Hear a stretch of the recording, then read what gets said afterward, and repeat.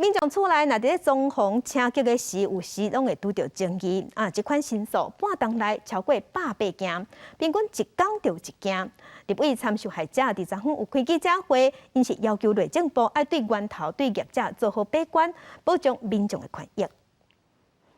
我光不跟你走程序，我都要拿一笔钱出来，这是我们毕生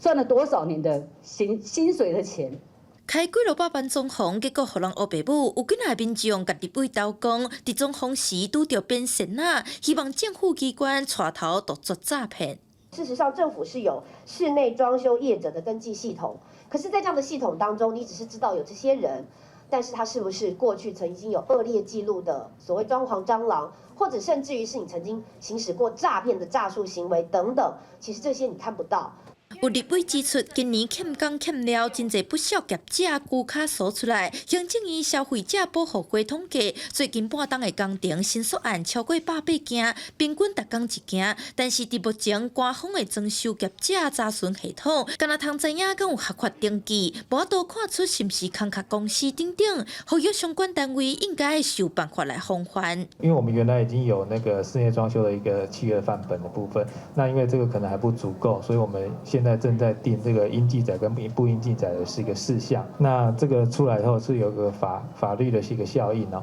所以这个我们会紧速再赶快把它定出来。立委表示，民众若拄到这种情形，大部分只好行法律程序了钱，搁伤心。除了政府爱有作为，嘛提醒民众，若要装潢，就要有立约保证甲定型化契约，保障家己的权益。记者田港不离续客台北采访报道。